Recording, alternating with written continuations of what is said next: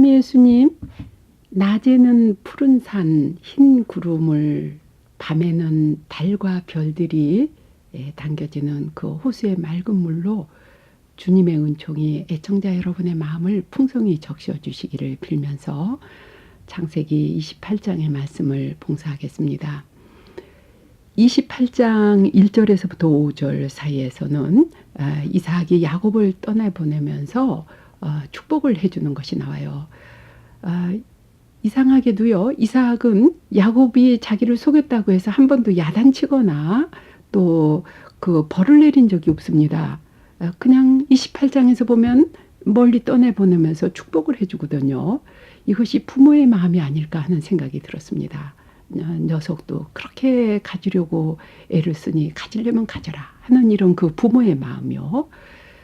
우리 대인관계에서도 이 두 가지 유형이 있지 않을까 싶습니다. 이렇게 가지려면 가져라 하고 관용을 베풀어주는 또 용서해주는 이런 부모의 마음하고 에사우는 기회가 있으면 죽여야지 했던 그 분한 마음, 복수심, 이 두 가지, 그러니까 부모 마음과 경쟁심에서 나오는 복수심, 이 두 가지라고 보겠습니다. 우리가 어떤 마음을 갖느냐에 따라서 또 우리의 삶이 완전히 그 형태가 바뀌어진다고 보겠는데요. 어쨌든 여기서 야곱은 외삼촌 집으로 떠납니다. 그런데 이 외삼촌 리브가 어머니 계열이죠. 이스마엘은 야곱이 이렇게 떠나고 자기 아버지가 자기가 그 가나안 여인들과 결혼한 것을 못마땅히 여기는 것을 보고서는 이스마엘의 딸과 다시 또 결혼을 합니다. 그러니까 아버지 계열입니다. 에사우는 아버지, 야곱은 어머니, 이렇게 서로 그 갈라지는 이런 그 가정 환경이 여기서도 나타나고 있습니다. 야곱은 이제 그 표면적으로는 아내를 찾으러 만나러 이런 그 어머니의 친정집으로 가고 있습니다만은 사실인즉은 형을 피해서 가는 것이죠. 형의 복수를 피해서, 그 분노를 피해서 가는 것입니다. 이때 얼마나 두렵고 또 마음이 불안하고 복잡했겠어요. 이렇게 하란으로 도망가던 야곱이 28장 10절에서부터 22절에 보면 그 유명한 베델에서의 꿈을 꾸게 됩니다. 어떤 곳에 이르러서 밤잠을 자다가 꿈에 그 층계가 하늘 꼭대기까지 닿는 사다리에 하느님의 천사가 오르락내리락 하는 이러한 그 꿈을 꿉니다. 그러면서 이때 하느님께서는 13절 이하에 보면 야곱에게 말씀하시기를 나는 너의 아버지 아브라함의 하느님이며 이삭의 하느님인 주님이다.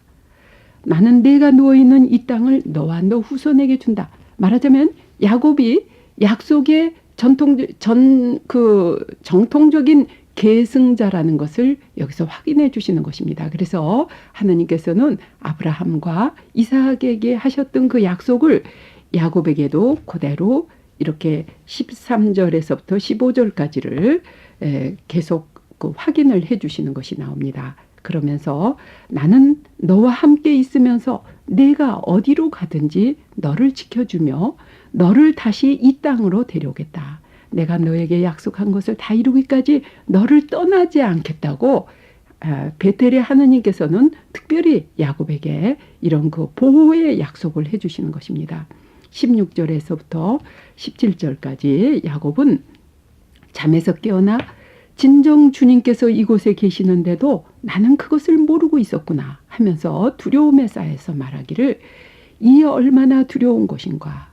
이곳은 다름 아닌 하느님의 집이다. 여기가 바로 하늘의 문이로구나. 이렇게 얘기를 합니다. 야곱의 깨달음이라고 보겠습니다. 야곱이 마음이 불안하고 두렵고 그 무엇인가 그냥 집착돼 있으면서 그 잔뜩 자기 스스로가 얼거매어 있을 때는 아무것도 보이지 않았습니다. 그런데 그 야곱의 불안을 흩어주신 분이 다름 아니라 하느님 친히 흩어주신다는 거. 그래서 하느님을 체험하게 될 때 마치 호수의 물속에 그 산그림자가 비치듯이 야곱의 마음에 하느님의 모습이 확실히 비춰졌다고 봅니다. 호수의 물이 잔잔할 때는 그 산과 또 하늘의 구름과 하늘을 나는 새들 그 무엇이든지 다 호수에 담깁니다. 다 비춰지는 것이죠. 그러나 물이 흔들릴 때는 그 모든 것이 다 없어져 버립니다. 우리 마음도 마찬가지라고 봅니다.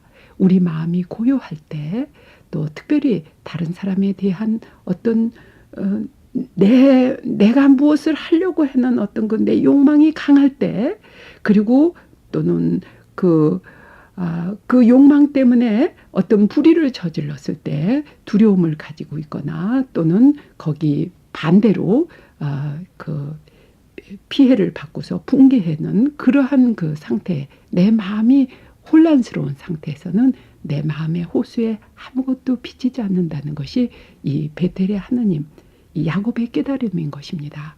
여기가 바로 하늘의 문인데 여기가 바로 하느님의 집인데 우리는 그것을 못 보고 있다고 하는 그 야곱의 깨달음을 우리 일상생활에서 항상 바로 보라고 하시는 것이 오늘 말씀의 메시지라고 봅니다. 우리가 살고 있는 하잘것없는 야곱이 머리에 베고 잤던 그 돌베개처럼 하잘것없는 우리 일상의 그 작은 일들 그리고 우리가 늘 만나는 그 사람들 그 가운데 주님께서 이 자리에 계셨는데 우리가 주님을 모르고 있었구나 하는 것이 바로 우리들의 고백이 되어야 한다고 보겠습니다.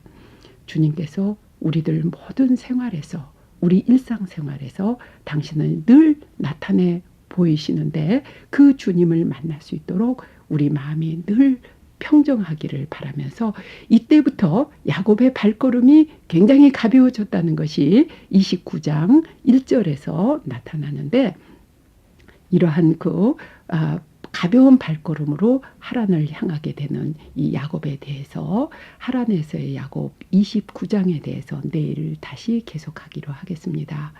일상의 모든 작은 일 중에 하느님께서 늘 우리에게 나타나시고 우리가 주님께서 이곳에 계시는데도 나는 그것을 모르고 있었구나 하면서 고백하기를 바라시는 주님께서 애청자 여러분 모두를 하느님의 집으로 하느님의 문으로 인도해 주시기를 빌면서 축복을 빕니다. 아멘.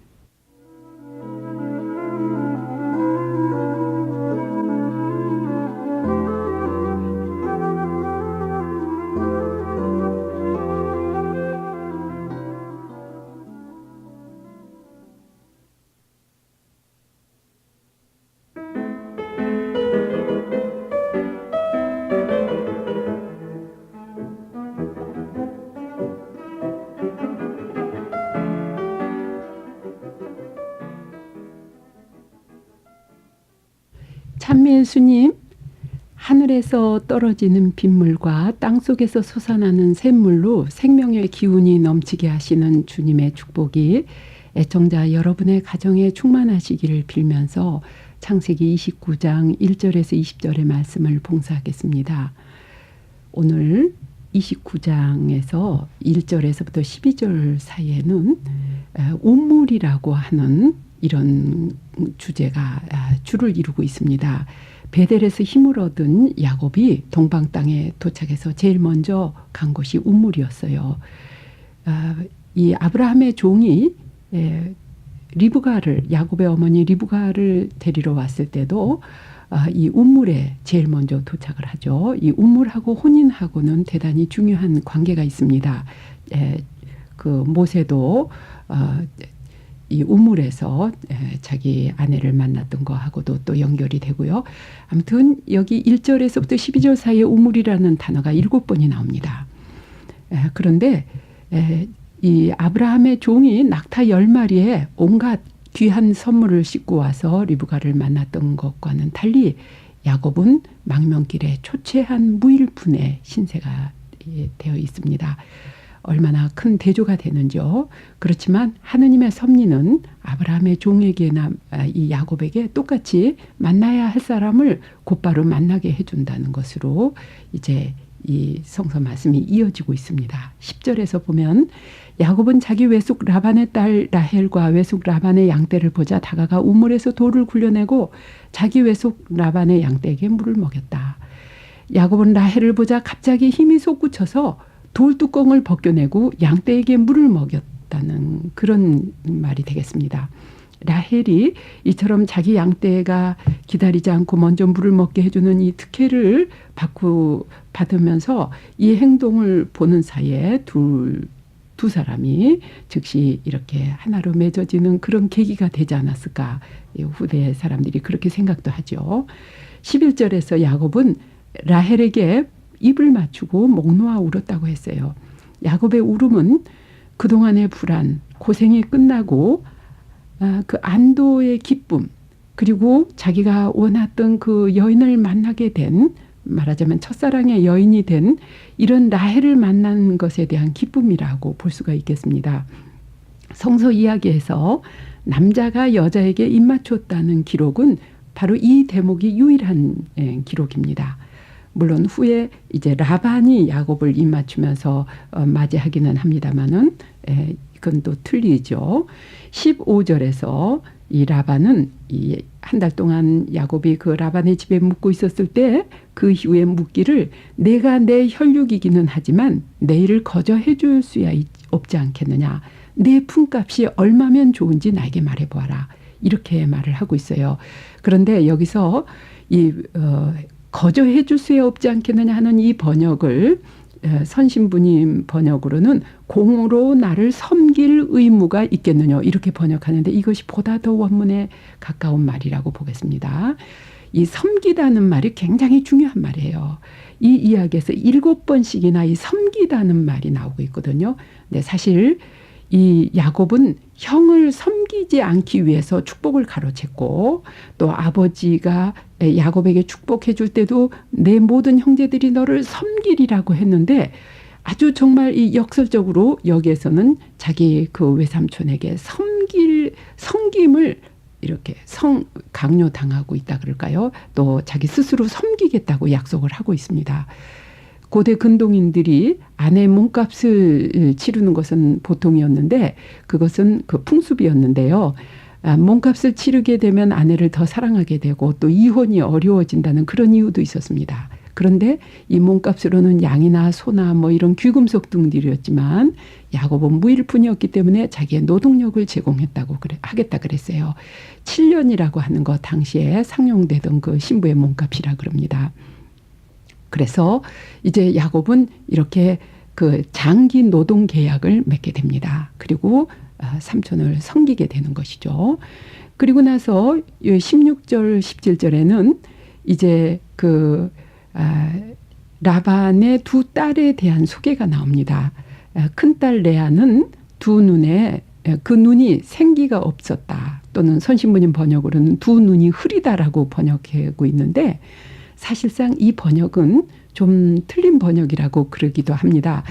이 아람메아 말을 어떻게 해석하느냐에 따라서, 그러니까 라티반이라는 말은 그 시력이 약하다, 진물이 나다, 흐리다는 말이지만 라키칸이라는 말은 오히려 그 매력적이고 예쁘고 반짝이는 그 꿰뚫어 보는 눈이라는 뜻인데 많은 서양 번역에서는 이 번역을 따르고 있습니다. 어떻든 간에 여기서 보면 그 레아 역시 아름다운 여인이었다고 봅니다. 라켈은 몸매가 아름다웠지만 레아는 눈이 아름다운 여인이었고 야곱이 라켈을 사랑한 것은 그가 아름답기 때문이라기보다는 그가 처음 만났기 때문에 또 그 마음이 쏠렸기 때문에 사랑에 빠졌었기 때문에 사랑했다고 그렇게 해설을 하고 있는 것이죠. 그리고 레아의 뜻은 암소, 강한 여인, 여주인 이런 뜻이 있다고 그러는데요. 어떻든 이 레아는 야곱에게 편애를 받고 있습니다. 야곱이 더 사랑한 것은 라켈이었죠. 그래서 18절에 보면 야곱은 라켈을 사랑하고 있었기 때문에 외삼촌의 작은 딸 라켈을 이제 원했지만 외삼촌에게 결혼하는 날 속임을 당합니다. 그래서 이 라켈보다는 레아를 먼저 들여보내고 나서 그 신부의 몸값으로 7년을 더 노동을 하라고 얘기를 하고 있어요. 그 야곱의 어머니가 야곱을 피신시킬 때 삼촌 집에 가서 잠시 동안 머물고 있으라 그랬는데 7년 장기 노동 계약을 치르고 나서 또 7년이 추가되는 14년의 노동 기간입니다. 그렇지만 여기서 라헬을 사랑했던 야곱은 7년을 며칠간이라고 그렇게 느꼈다고 했습니다. 야곱의 이 끈질긴 집념, 정열, 이 하느님도 인간들도 이 야곱의 성격을 이용하시지 않나 하는 그런 생각까지도 듭니다. 어떻든 야곱은 욕심이 많은 사람이긴 했지만 또 사랑도 많은 사람이었어요. 그래서 사랑은 모든 것을 참고 견디어낸다는 말을 생각하게 해줍니다. 땅속에서 끊임없이 샘솟는 물과 같이 마음속 깊은 곳에 사랑을 지닌 놀라운 힘과 끈기로 인고의 시간을 견뎌내는 야곱처럼 우리 마음이 사랑으로 생기뛰게 해주시며 애청자 여러분 모두를 사랑으로 힘차게 해주시기를 빕니다. 아멘.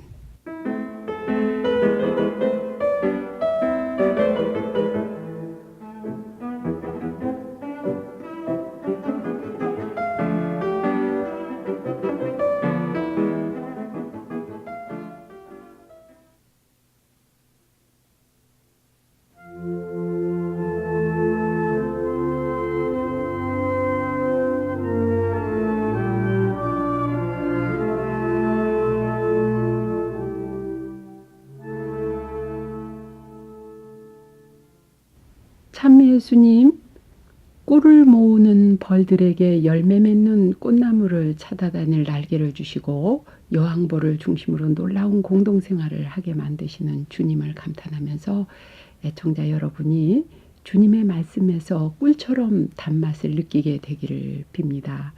오늘 봉사하게 될 창세기 29장 21절 이하에서부터 30장 24절의 말씀, 여기에서는 야곱이 이렇게 속아서 결혼을 했는데 그 속아서 결혼했던 이러한 그러니까 어떻든 간에 야곱이 원했던 간에 그러한 인간의 계략 중에서도 하느님의 섭리가 작용하고 있었음을 이 오늘의 말씀에서 쭉 알려주고 계십니다.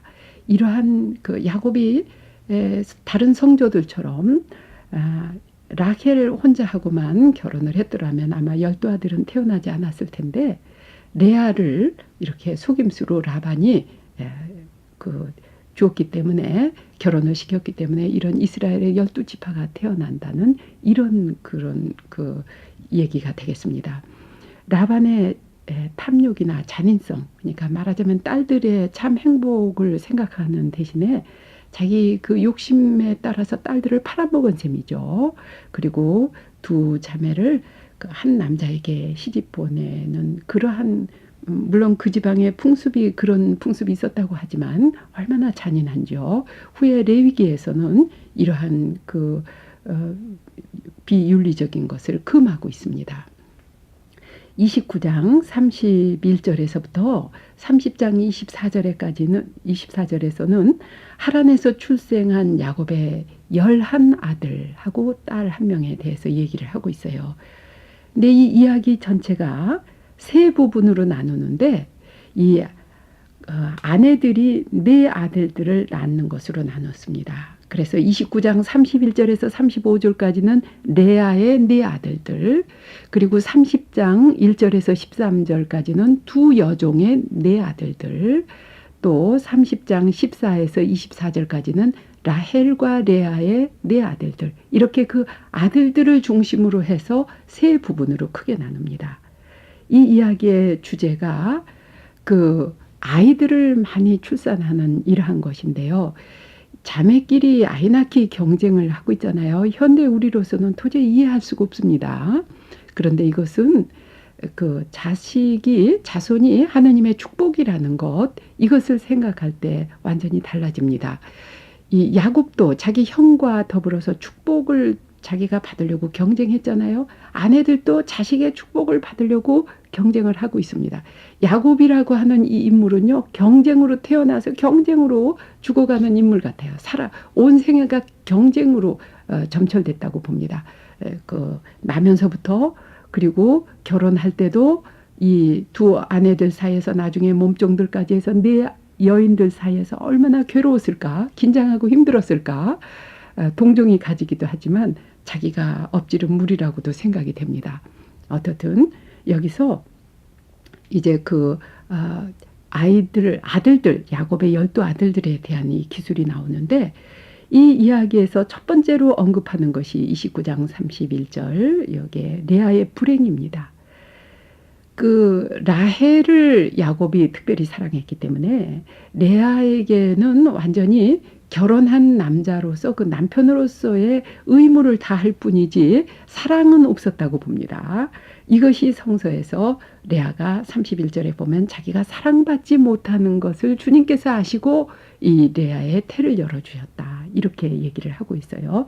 그래서 언제든지 주님께서는 고통받는 사람, 소외된 사람, 이 약자 편이라는 것을 이 성서는 늘 강조하고 있습니다.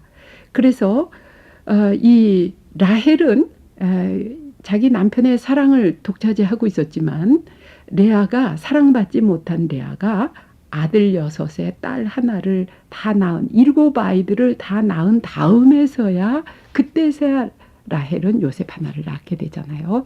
이렇게 이러한 것을 놓고서도 우리는 여기 성서에서 말씀하시는 그 약자를 불쌍히 여기시는 하느님을 볼 수가 있습니다. 그리고 여기에서 그 아이들의 이름이 쭉 이제 하나하나 의미가 있게 열거가 되는데, 루벤, 시메온, 레위, 이 레아가 난 네 아들들 중에 루벤과 시메온, 레위는 전부 레아가 자기를 중심으로 해서 이제 남편이 나를 중요하게 여기겠지 하는 그런 뜻으로 붙여줬지만, 네 번째 아이 유다가 났을 때 이제야말로 내가 주님을 찬양하리로다, 이렇게 레아의 영적인 상태가 성장함을 볼 수가 있겠습니다. 내가 주님을 찬양하리로다, 이렇게 하느님을 찬미할 때 이 축복에 찬미하는 아이가 축복의 상속자가 된 것이라는 것. 그래서 이 유다 지파가 가장 강렬했고, 유다 지파 안에서 그리스도께서 태어나셨다는 이러한 것이 바로 이 레아의 이런 말에서도 나타나고 예표가 되고 있다고 보겠습니다. 그리고 두 번째로 두 여종의 아들들에게서 단과 나프탈리, 가드와 아셀, 이 지파가 태어났고, 마지막으로 라헬과 레아에게서 이 아이들이 태어나는데, 여기에서 이사칼과 즈불론, 그리고 라헬의 첫아들인 요셉, 이렇게 태어납니다. 여기 레아가 라헬에게 두다임을 주고 야곱이 자신에게 남편의 의무를 하게 했다고 했는데, 이 두다임이 뭔가에 대해서 우리 새 번역에서는 합한제라고 했는데 상당히 호기심들을 가지고 있습니다. 그러나 하느님께서 이 두다임 때문에 라켈에게 임신을 하게 한 것이 아니라 하느님의 자비로 하게 하셨다는 것이, 바로 두다임을 주어버렸던 레아에게서는 두다임 없이 새 아이가 태어났고, 그 다음에서야 이 요셉이 태어난 것으로 알려주고 있습니다. 늘 하느님의 축복이 우리들의 가정생활, 일상생활 안에서 어떻게 이루어지는지를 보여주는 것이 이제 다음번에 하게 될 창세기 30장에서 다시 계속이 되겠습니다.